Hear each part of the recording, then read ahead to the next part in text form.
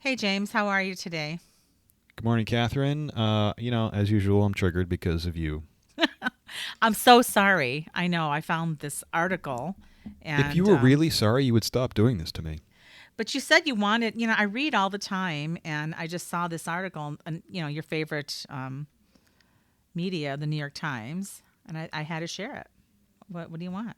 I don't know what it is about your ability to pick out things that will trigger me on multiple levels, but surely there is some way that you can share things that won't trigger me. There are lots of things in the world that don't trigger me, that Hmm. I don't immediately begin to hate and froth at the mouth at. Oh gosh. That's so funny. I didn't think this was triggering. At first I thought it was more interesting than it was. And on Oh, yeah. rereading it, I decided I didn't even want to talk about it, but now it's so bad. I think we have to talk about it. That's exactly the thought process I went through. Okay. So see, we are on the same page on some things. It looked interesting, and Mhm. then I started reading it, and I was like, oh, this is terrible. Why am I reading this? And then kept reading it. I was like, oh my God, Right? I can't not talk about this. Right? Because Okay. someone needs to. Someone needs to put these people in their place. Okay. Someone needs to continually dismantle the art world. Dismantle it. Yes. Right. Well, I thought initially it was about recycling art. And Yeah, it's well, and maybe you can throw out the title and get us started off oh, with right what we're now? talking about. Okay. I mean, because we're ranting about it, no one knows what we're ranting about. Okay, we're ranting about an article, folks, called Joining Plastic, Glass, and Metal on the Recycle List Fake Art. And I thought they were recycling fake art, and that's not at all what it's about. We'll circle back to that later, also, just to make Well, the point. yeah, it But makes a little bit of sense, but it's a very bad analogy. And also, they didn't use the, what's that called? Oh, I think it's the Oxford comma. Whatever. I know, I don't know. I probably suck at grammar too. But well, why don't you start us out, James? Talk about what triggered you initially. The article is really about forgeries Yes, and it what is. happens with forgeries, and they talked to this supposed expert, Mm-hmm. which we'll get back to. Mm-hmm. But the very first paragraph has this word I've never seen before in my life called raisonné, or I don't even know how to pronounce it because it looks like it's probably French. I don't know. It's a catalog of work that you can use to create a style, kind of like a style guide for an artist or an author, and then you can use those criteria that you develop there to determine if a work is fake or forgery or if it's authentic. So the raisonné, you don't have to just say catalog. You don't have to say that. You throw in these ridiculous words that nobody knows. You just sound like a dick when you use fancy words that nobody knows. Stop it, New York Times. No, I think sometimes people forget to. Maybe they think they're writing for their audience and it's supposed to be hoity-toity. I don't know. They're just Yeah, showing I off. I agree. It's and there's so many of these art articles they do toss out terms that unless you were totally entrenched in the world or the their terms of art, so to speak, Right. and just makes them sound important. It's one of those to me. When I read that also in the first paragraph. I didn't bother looking it up. I just blew through it. At the end of the day, I think it's just that way to continue putting that arm's length between like the art world and the masses. It's not even There's necessarily the art world. It's just quote the elites. This is like the bad elites. These are the elites that people actually complain about. right. When It's you like just yeah, and that's what I'm saying. Like that, not a top tier, but it's just that segment. it's using language as a weapon, as a way to Hmm. distinguish their credentials. I could sum this up in 2 seconds. Yeah. We can talk about it for like 20 minutes. I mean, I think it was overall a misleading title that led into a kind of boring article that led to nothing about recycling, which is what I was interested in. And then I was disappointed that they didn't destroy the fake art. Most of it does not get destroyed. Most of it does not get And that's destroyed. that's the only part of it that gets back to the idea of recycling, because they just keep showing up over and over again. And everyone seems upset that there are forgeries in the art world, and everyone seems upset that they keep coming up. All right. A simple way to deal with that is to destroy the work when that happens. Now there are some good reasons to keep fakes. There are some of these collections where some of the museums and some of the colleges and universities actually have catalogs of fakes, and they use those to be able to basically teach students the difference between a fake and an authentic piece. Hmm. But that also kind of gets the general point of what difference does it make if you like the piece, if the piece is a good piece, if it Hmm. makes you feel something, if it has value, why does it matter who the author was? Right. And it's like, they got really into the fraud. And that was, I think, one thing that I was thinking. It's like, I'm not into fraud. I don't like people lying on canvas or selling something for hundreds of thousands or millions of dollars and pretending it's a Well, that's part of the art world, though. XYZ. I know That's part of this tyranny of authorship. It's because this person touched this thing, because this person just because this one person made this thing, it's automatically valuable. Is a pretty dumb idea. I mean, I get the point that, we have geniuses, they make things. Not everything that a genius makes, though, is going to be good. Right. Just like all my ideas are not good. I mean, I know it's hard for you to believe that, but I have a lot of ideas, and not all of them are genius. A lot of them are. But if the work is good on its own, why can't we just celebrate the work and not the author? Right. I think that's part of the reason the entire world, the art world, is skewed so badly, is because we make such a big deal out of, quote, superstars and celebrity. It's more about celebrity than about the work. It is more about celebrity than about the work. And as far as being, concerned, as you say, being concerned about the forgeries, I mean, over and over again, this article explains why the forgeries, or talks about the forgeries not being destroyed. Mm-hmm. Well, on one, they had a forgery stamp. It was a piece by a disputed Robert Motherwell elegy, and it just says, "This painting is not an authentic work by Robert Motherwell, but a forgery." Yeah, they did that on a Wyeth too, but he kept the piece. So right, they keep the pieces, and they're hanging in their offices. There was even that one exhibit of all forgeries. Yeah, like I said, that's fine. There are some decent reasons to keep forgeries, but this one guy that the FBI used as a source to determine whether it was a fake or not, he actually wound up keeping the work, even though he puts on the back, it's a Wyeth in question, even though he writes on the back that it's a forgery, that's not going to stop it from getting eventually back into the art world. Someone, after he's dead or something and his estate gets sold off, someone's going to find that, and they're either going to willingly or unwillingly resell it as a Wyeth, because who's going to look at the back? Yeah, at some point someone might look at the back, but if they're really careful, they can paint over that or figure some way to abscond it or whatever. Right. Or just put in, this is not a forgery. I know. I don't even know how you would do that. But, go ahead. So these people don't really seem that serious about forgeries. I didn't think it's. Thanks for picking up on that, because I thought, am I reading something into this? Are they not caring? Are they not serious? Is this not a big deal? Because on one hand, they're like, it's fraud, it's all this stuff, and then it seemed like they were almost enjoying it. No, it's hard. It's hard to get that deep and to see what their emotional connection. I with know. With I that just is. had to go there. Okay. But it also it hints at. But doesn't really, it only hints at it. It talks, I think there's one sentence about it. These people who authenticate, the authenticators, the people who authenticate whether it's a real Shili or not. Right. That's just their opinion. That's not fact.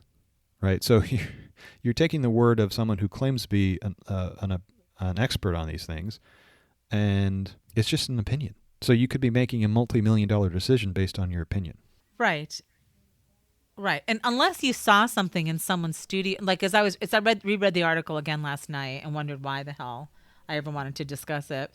I thought, unless you see something coming right out of someone's studio or you're watching them paint it and they hand it to you, I mean, how do you know who did it? Well, there are ways to authenticate it. Banksy, as we've talked about in the past, actually would put it on his Instagram feed if he was the originator of the work. And literally there have been cases where they will take photos of the artists in their studio and show this piece is in the background, and that's another way to authenticate it. I think that came up in a Pollock, and there was a Pollock case years ago about someone who basically found a Pollock at a thrift store or something like that, paid like $20 for it, and then there became this whole thing, is this a genuine Pollock, and if so, it's worth millions. And the guy who bought it was dead sure that it was a real Pollock, and some people were saying, yeah, it does look like a Pollock, and it may even have his thumbprint on it, though that was disputed. But then there was this one authenticator who was a complete asshole and just really condescending. It's absolutely not a Pollock. And for whatever reason, they went with his opinion.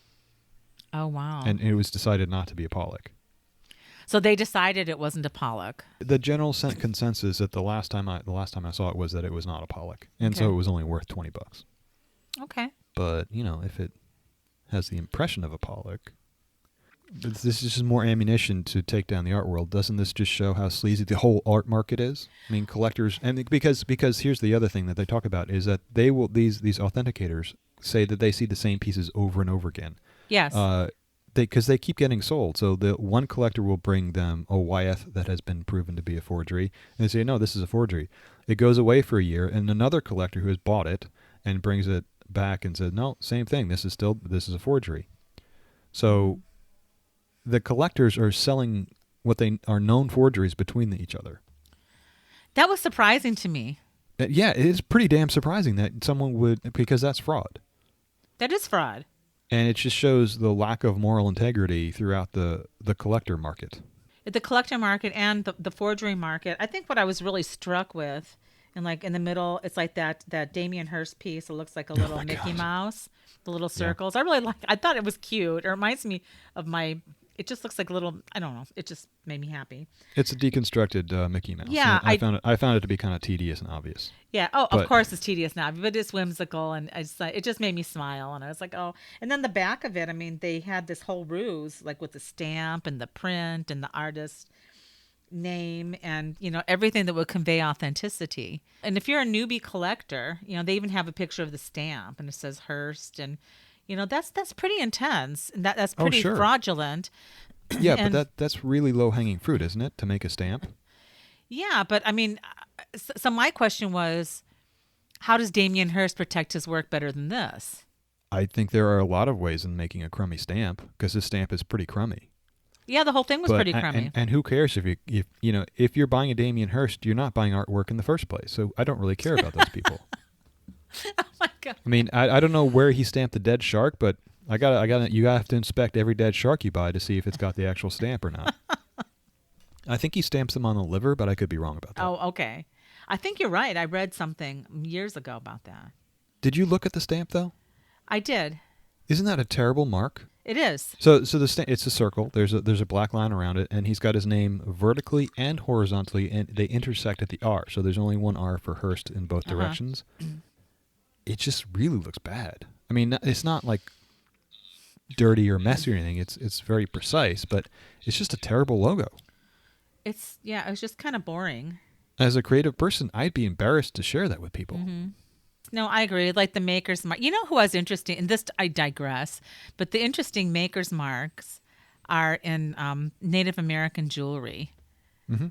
They have some really interesting, they have really interesting maker's marks. I bought a piece accidentally at a thrift store. Do you often accidentally buy things, Catherine? It accidentally was worth something. Oh, I see. It's like I walked in. I'll just tell you real quick, because the maker's mark is what tipped it for me. But I walked into this thrift store that's now since closed, and I noticed the light like glinting off this silver belt. I'm not into bells. I'm not really into silver. But I thought that looks different, so I picked it up, and it was like some Cocapelli. It was like basically a pictorial belt of like a Hopi. It looked like the Hopi inlay, not the inlay, but it's just I'm blocking on the term. Maybe I turned it over and I saw the Hopi maker's mark. And so I bought it. And it is worth significantly more than what I paid for it. I had it appraised. Well, how much did you pay for it? $12. I'm trying to picture this. Is this some kind of is it like a linked silver belt? Yeah, I'll send you a picture of it. It's nothing I would be, because when I shop, like I typically look for things that I can deconstruct and make something else out of. And so when I saw the links and I noticed that it was sterling, I'm like, oh, good. So I'm thinking like, is it melt value? What's the melt value?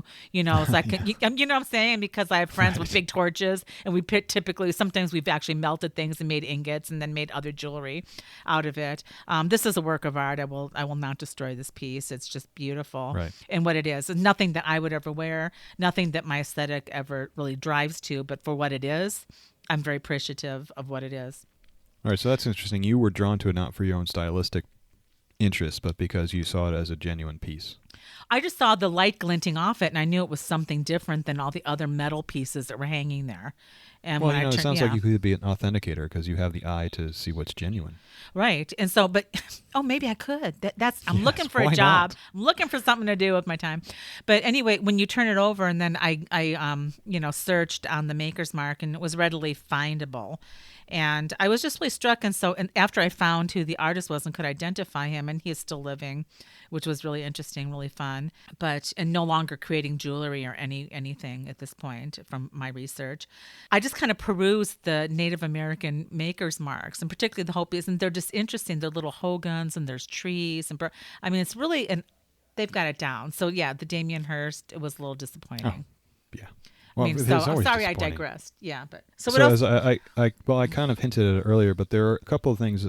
One of the things that made this article so bad was that they left a lot of unanswered questions. Questions like basic questions. Once you start talking about art authenticators, and you tell these stories about how the clients will bring a work to the authenticator, and if the authenticator decides that it's not genuine and that it is in fact a forgery, a lot of these works get abandoned, they say. So they're just left with the authenticator. In this case, it's a woman by the name of Collar. I don't know how to pronounce her name, but it's something like that. So that begs the question, okay, if you know that you're an authenticator, and you know a lot of these works are going to be left behind, doesn't that give you some impetus or some drive to actually lie and say it's a fake when it's not a fake, and then to sell it on? And who's authenticating the authenticators? Who's keeping an eye on these people? Oh, that's an interesting quality check and balance. I didn't even see that in the article. Thanks for pointing that out. That's very interesting. I read it. Yeah, this was the idea. After I got through the article, I'm like, I have all these questions that seem like they're just basic parts of this story that no one's talking about. It's like, why are we trusting these authenticators? Is anyone authenticating these authenticators? How do you check up on it? Since it's largely based on opinion, and you can get different opinions from different authenticators, you can take it. You can have a whole ring of authenticators where one person will inauthenticate a work and then sell it to one of the other authenticators who will then re-bless it and make it, yes, this is real, and they can have a whole black market going on here. Oh, that's an ugly point. Well, I'm a bad person, so I think of all the bad thoughts. Well, yeah, I wondered why they hung on to them too. If I were an authenticator, I would think that you could at least explore the idea of having in your contract with the client, you say, if you bring me a work and I find that this is a forgery, I am obliged to destroy it. Right. Or you were obliged to, to mark it and to also put it on some kind of registry so we know this is a fake. That seems like a real moral failing of these authenticators, that they don't have more responsibility to the art world and to the world in general to actually follow through with their findings. That's interesting about a registry, particularly when it said that, like the one at the very beginning of the article, they said that the one piece had been sold, like someone was assured that the piece was not real, and then it was sold to another collector, and then the collector brought it in, and the authenticator said, I already saw this, and it's not real. It just seems like they should be marked in some way, not with just some little thing on the back that could be painted over, or should be numbered, or like when they herd up the cats in the neighborhoods and then they neuter them and do a little thing in their ear. They nip their ears. Yeah, they nip their ears. Maybe they should nip something in the painting, or just put on a registry. Create a registry. The FBI could have a visual registry of these pieces. Where pictures of them and a description of the work and whatnot. It seems like it's pretty low hanging fruit. Yeah, I was disappointed. Not discussed in the article at all. Again, just, if you're writing an article like this, think it through. Follow through. And they're saying that the collectors actually don't want to announce to the world it's fake. And I get that. You don't want to be duped and spend a lot of money on something that's not what you thought it was. At some point, put your ego aside and just deal with the truth. That's not helpful to anybody. No, it's not helpful. About it. No. Yeah, one of the authenticators said that she saw the same piece 10 times. Yes. I don't know if she's lying about that, but because that seems like a lot. But she said, every year I would see the same piece come back. It's like, okay, aren't you going to do something to make sure that doesn't happen again? That's what my question was too, James. Put a notch in it. Take a little. And here's the thing. What? Maybe these people are doing the right thing in some way. Maybe there is a registry, but the article doesn't talk about it. Just big questions left out in the air. There could be a registry. We don't know that. You're right. Do you want me to say something nice about the article? Go for it. This is the Times. This is the New York Times online edition. I think they have a splendid web design. I think their web design is the best news source web design that there is out there right now. This article, when you read it, the type is quite large, clear, and centered. So you can resize your browser. You don't have to even worry about where it's going to be. It's designed to be readable, to be legible, to be easy to read. And the images, they have nice, big images. And what I really liked about the images is the subtext on the images It's very clear, and it actually tells a lot of the story too. If you just read the images that go along with it, I'm sorry. If you just read the text that go along with the images, you can get a big part of the story, and all the images are credited too. Mm-hmm. So their web design is top notch. There's no Agreed. gimmickry. There's no nonsense going on. They leave all that up to the writers. They leave the writers for the gimmicks and the nonsense. Mm-hmm. But the design and the presentation is first rate. Right. Oh! What? Are you not going to talk about the bikinis? What bikinis? You said you read this piece twice and you forgot about. Well, maybe it's my male mindset, but I picked up on the bikinis. So one of the reasons they keep forgeries. The FBI has a whole list of forgeries that they actually keep, and they reuse them for sting operations. And one sting operation, they were trying to catch a mobster, and so they said this is. Let me see if I can find the quote here. The script. So this is the script for the FBI agents when they're trying to get this mob. I can't remember if they're going. Yeah, they're going for a mobster. The script called for Whitman, who is an FBI agent, to sell the work to a Colombian drug dealer on a yacht off the coast of Florida. The drug dealer, as well as the captain, steward, and 5 bikini-clad women on board were FBI agents. So the sale was completed with fake diamonds and a supposed bank transfer, but the mobster eventually disappeared. And the setup was they initially met the mobster in a Miami home that was decorated with the fakes that they had. But here's the question. So as a taxpayer, am I paying for bikinis? And am I buying bikinis for FBI agents? Probably. Oh, that's crazy. That's fine. But I see that crazy. Now. That is crazy. Well, I guess that would be a good reason, because you wouldn't want to put the real works of art, I suppose, through... Well, they don't have them. Yeah. Why would the FBI have a Chagall? Right. But so I guess there is a use for it. And speaking of Chagall, like when you looked at that piece, did you look at that Chagall? I did. It was terrible. We'll have a link in the show notes to the article that we were talking about so you can see this. They have, in this show, they had the original Chagall next to a forgery of the Chagall. They're both forgeries. Oh, they are? Yeah. No, they're not. No, they're not. Marc Chagall did paint a work known as Le Nappe Mauve, but this forgery, confiscated by the FBI, was later shown and was not it.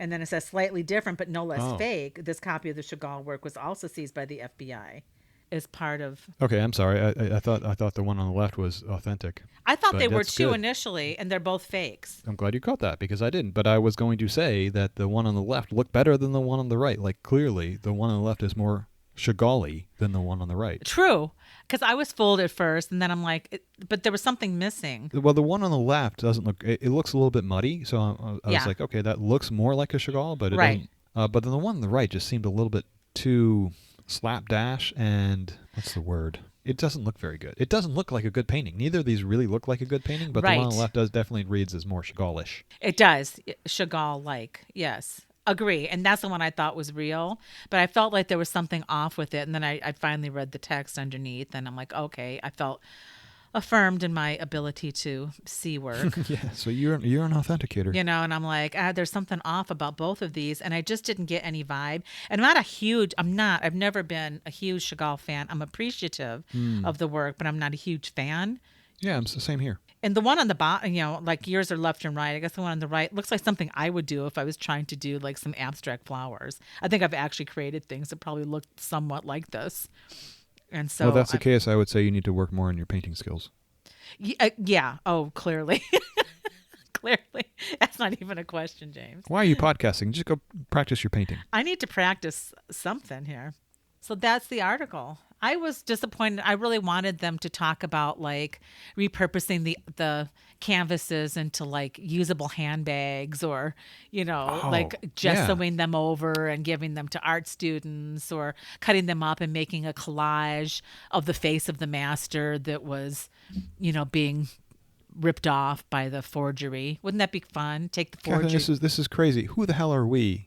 And yet we're coming up with great ideas that these people aren't. I mean, they're just going through their day doing the same old without, you know, just letting these forgeries, basically a revolving door of forgeries where they just let them back out in the world, and you coming up with these great ideas on how to actually deal with them. Wouldn't it be fun, though, to get a bunch of them and just like make a collage of a face of like Marc Chagall out of a fake Chagall? When I become emperor of the world, I will put you in charge of the Department of Forgeries. Okay, good. And I'll make handbags and stuff. You also assign an armed detachment to your office. Okay, why? So you see, well, I want you to be armed so you can go in and claim these pieces, and so you don't get any back talk from the people. Armed. I know. What if I cut up a real Chagall? Yeah, is that really the worst thing in the world? I don't know if any of this is the worst thing in the world. Hey, if Catherine doesn't like it, it doesn't deserve to exist. That would be my authentication stamp. There you go. Catherine approves. Approved. I think the last detail that I thought was really weird about this one of the authenticators that they were talking about was Caller. Mm-hmm. So her specialties, apparently she specializes in two artists. One is Egon Schiele. Do you know Egon? No. Oh, he's was it late 19th century, early expressionist painter? Okay. Or I could be getting my dates wrong. Maybe he's early 20th century. No, I'm going to say late 19th century. Austrian or French or German or something, European. Mm-hmm. I actually love his work. He's a little weird though. I think he died of syphilis or something like that. Oh. But he's very distinct. He's got very distinct work. It is not at all. Do you know Grandma Moses? Oh yeah. Yes. Of course you know Grandma Moses. Of course you would. I mean. Well, I wouldn't say these are polar opposites, but they're not exactly on the same level. They're really very different kinds of people. And those are the two artists that she specializes in, Schiele and Grandma Moses. That doesn't make sense to me, but okay. I don't know. I guess I just never really paid much attention to Grandma. Right.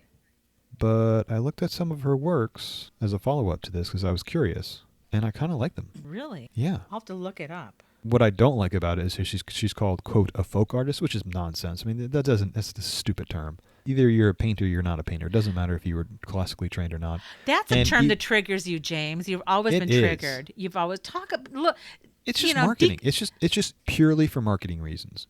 There's no why would I take anyone more seriously because they went to some school or another school or did something or it's all based on the work. If you're able to make a great movie, who cares what school you went to? Right. I love her stuff. I'm looking at some of it now. And I think it belies her talent because firstly, I look at her work and I see a pretty masterful abstractionist. Mm-hmm. This is abstract work. And to try to belittle it by just calling it folk art, I think misses the point of what the genius is in the work. Sure, some of it's simplistic, but there's a lot of very complex depth and flattening, and there's a lot of complexity to these works in the level of abstraction that's going on. And I was thinking, this is, as I said, it's a really good example of abstraction. Mm-hmm. She's telling a story on the canvas, and it's a little bit like Norman Rockwell, but not. I got kind of a Rockwell sense for it because it's grabbing a scene of America and showing it to you. Right. It's a very almost naive Rockwell. It's just encapsulated. It's an encapsulated scene of a particular time and place in history. It's a completely different kind of piece. And I was thinking, if Basquiat was going to paint an America, yes, and tried to do a Rockwell, I think this is what a Rockwellian Basquiat would look like. Oh, you think? No, I just thought that was a weird thing to say, so I thought I'd say it. Plus, it strikes me as Basquiat. I think Basquiat and Rockwell are spirit animals. They guide us. Our spirit animals. Yeah, or artists, they might be. Yeah. They might be. Humans are animals, so it's not like I'm denigrating them in any way. Spirit artists. No, her work reminds me, there was like years and years ago, it was one of my favorite. When I was in college, I worked in the China department of one of the major department stores here in Phoenix. And Villeroy and Bach had a pattern of not stoneware, it was china or something, like dinnerware, that was called Naif, Naif. And there were similar images to Grandma Moses. Mm-hmm. I think they're adorable. I purchased one piece. I couldn't afford it. I was in college, and I still have the little naif. No, you should have just stolen it. No, I couldn't do. No, Are you kidding me? No, but I just bought like a little covered dish for. Yes, I'm kidding you, obviously. But that's what it reminds me of. So I think it's, and the term folk art never triggered me until you started having it trigger me. Feels like a derogatory term now, although I used to really like the term. Only because it's purely marketing. It's just purely marketing. What do you think they mean by that term? They're trying to get you to look at it in a different light. They're trying to make it look like it's something different and unique from the art world. It's not. They're trying to create these categories so that they can sell differently in different people, and it's trying to find a different market. All kinds. It's like, why does GM have all those different brands? It's exactly the same reason. They have one car that they sell through 3 different brands with 3 different names and 3 different bodies, but it's all the same car underneath. It's exactly the same idea. This is, This part of the art world won't respond to a Pollock, but if we say it's an untrained artist, they will respond to that instead. So is that a way to elevate then untrained artists to make them feel or elevate someone whose talent is not up to the standards of, say, like a Rockwell or Basquiat or Picasso? Only in a marketing sense. Okay. I mean, it doesn't do anything academically. Again, the work stands on its own, Okay. not from the backstory, but because the work itself. Does Right. it have any value? And either it does or it doesn't. And you don't have to have training to make great work. I don't know how many people you need to have as examples of that. Right. And, once you start working and start making paintings, it's kind of hard not to get educated. As a gallerist, former gallerist, I had a woman I used to represent whose work was interesting. Mm-hmm. I enjoyed representing her. She claimed to be a folk artist, but she may not have gone to school and trained, quote, trained as an artist, Mm-hmm. but she was a very well-educated woman. Mm-hmm. And she worked in creative fields, different kinds of creative fields. And to try to portray her as a folk artist was really disingenuous. Mm-hmm. Okay. Just because she wasn't trained, she was quite well-rounded, quite intelligent, and not, quote, a folk artist. Okay. Folk art to me encompassed so much more than just something on canvas. Like folk art to me, before I started delving into it, I just would always think of like Amish dolls or someone who was woodworking or quilt making, any of that what the high art world would consider like super low rung or almost gravitating toward craftsmanship. If you really put that together, then you're denigrating the work because it's not, quote, on the same level. We're still looking at this even though it's not a great Rembrandt or something like that. So I think it can be used as a derogatory term. Right. And I think subconsciously in some ways it is. I think it is. I think it's kind of a derogatory term. Which is stupid because if you look at woodworking or you look at quilts, there are some magnificent quilts in the world. But a lot of the quilts that are beautifully made, they don't have to be art. They can be high craft. This idea that craft in and of itself isn't a valuable thing that we should cherish is stupid. It is stupid. And as someone who probably dabbles more in craft than in quote unquote art, I see that continuum all the time. And I use a lot of fibers, almost like I would use paint. And to be honest with you, the more I work with strings or different kinds of, linens or I don't know, I enjoy it more than painting because I feel like I've learned to manipulate it differently over the years. And it's like I'm painting with fibers at times. It sounds like you've been drawn to a new medium for you. Right. For me. Yeah, for me. But that would never be seen as serious work. Well, it depends on who's looking at it. Yeah, right. Depends on who's looking at it. And I don't know why I would need that affirmation. I don't, Oh, affirmation's great. Affirmation it's like a is drug. great. Yeah.